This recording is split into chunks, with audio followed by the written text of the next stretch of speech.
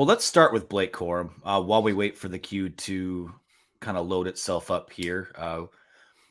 Looks like we have a super chat coming in. We'll tee it up first with the Blake Corum news. He goes on the Rich Eisen show on Monday. It was a 2 p.m. announcement and more or less says unfinished business at Michigan. He's coming back. There is, there's a lot that he would like to accomplish still. He's coming for everything, he said, whether it be Heisman. We forget, he wasn't really part of that Ohio State game. He wasn't part of the Big Ten title game. He didn't play in the college football playoffs. So for a team that's loading up and getting ready for 2023, it looks so far like it could be a continuation of what the 2022 team was. Your instant thoughts on what happened with Corum? Yeah, it's just great news for Michigan. I mean, even just listening to him talk to John Jansen on the In the Trenches podcast, which if people haven't listened to that yet, go check it out. And just obviously Blake's a fantastic kid, but he was even saying his favorite memory of the 2022 season was when he was watching from California after he got his knee surgery, his team win the Big Ten championship. Donovan Edwards shouting him out on the podium, of course, saying that he should have won the Heisman Trophy. And, just the fact that was his highlight, I think just speaks volumes and, things that we already knew about Blake Corum. But excited to have him back from a Michigan standpoint. Of course, going to be likely a captain for this team. He's the hardest worker on the team. Jim Harbaugh said he's the first ever to win the MVP, the toughest player, and one other award that I don't remember exactly. But, he's kind of that unicorn in a way and probably one of Jim Harbaugh's favorite players. But in terms of the offense, it's going to be a dangerous offense, man, with J.J. McCarthy coming back, one of the very few top 10 teams that are going to bring back their starting quarterback. But then the run game should be just as good, if not better, with Blake Corum and Donovan Edwards in there as a tandem. I think you're going to see him on the field a lot more at the same time. And we'll see who comes back on the offensive line. Blake Corum also told John Jansen that he is trying to convince some of those guys to come back and say, hey, it's just one more year. Let's finish the deal. Let's go get the natty. Speaking, of course, there of Trevor Keegan at the left guard spot, Zach Zinter at the right guard. If both of those guys come back or if one of those guys comes back, then the offensive line looks even more solidified, and you should be really excited about what Michigan has returning offensively. And we know on defense, too, there's a ton of talent coming back as well. So Michigan going to be loaded.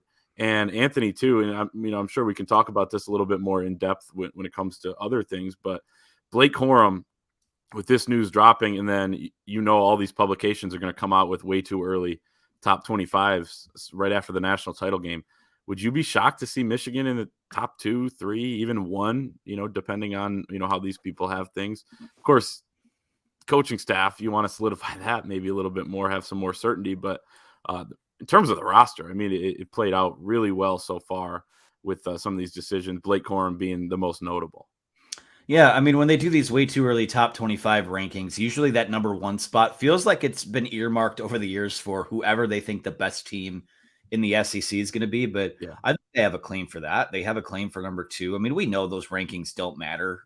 No, but it's exciting though to look at your team in the context with the rest of the country and say, this is what we have coming back, at least so far. Transfer portal, there's going to be all sorts of movement, but it frames what your expectation for the offseason and for what the next season should look like. And this is a Michigan roster that, when you look at what they should have coming back, now obviously there could be a nice little helping of gravy in terms of some of these other decisions that might come in of guys that we thought might leave, but then maybe NIL puts a little more money in their pocket, they come back. It's a national title or bust program right now. That's what next year looks like. And that's scary to some because you almost walk away from, a season like this, you walk away from feeling a bit disappointed because they didn't win a national title. That's what the expectation is with this program now. And that's an exciting place to be. I want to talk about this national title, though. We will play a little bit of revisionist history here because we do have a $5 super chat from Ashley Scaglin, who is quickly, I'll say it, supplanting Shane Johnson as the biggest supporter of the Monday night show. Yeah, where's Shane? So she's gunning for the throne. Her question here is, if Blake Corum was healthy, do you think Michigan would be playing tonight?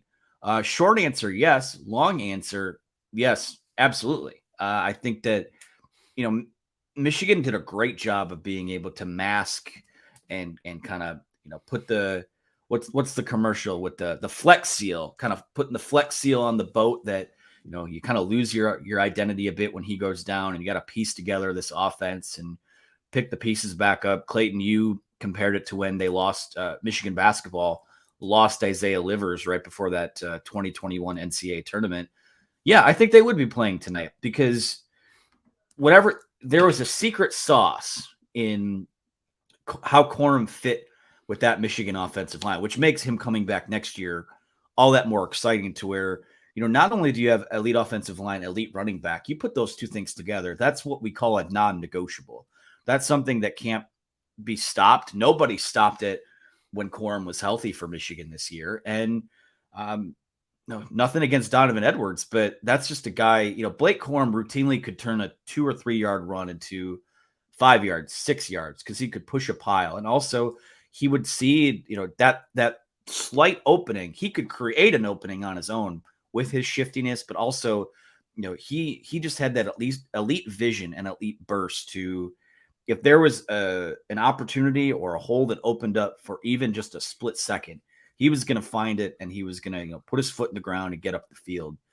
I do think they would be playing in this game tonight. And if it's all ifs and buts right now, if he was healthy, I think Michigan may have just won the whole damn thing.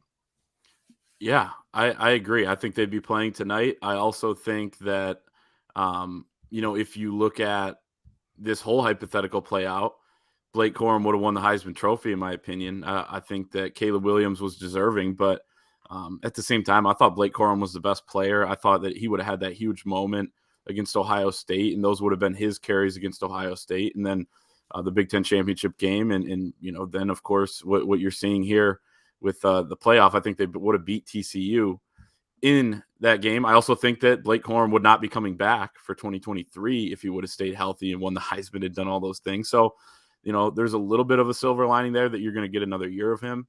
But yeah, I think so. And I'll say this, to go on with that comparison about Isaiah Livers, they played well and got all the way to the Elite Eight a couple of years ago on the basketball side of things without him. Brandon Johns did really well. I think he averaged 10 or 11 points in that stretch.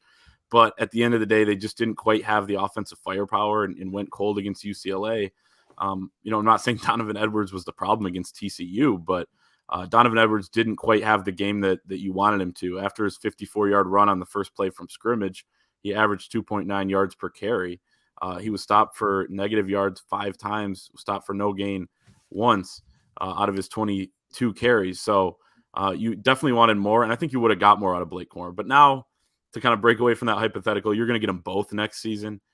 Those guys have a great relationship. They're going to be definitely feeding off of each other. And again, as I said earlier, I think we're going to see Donovan be able to play a little bit more of a role that's conducive to him having some more success, playing in the slot, playing out wide, lining up in the backfield with Blake Corum. So that's exciting, to think about all the possibilities they have now at their disposal.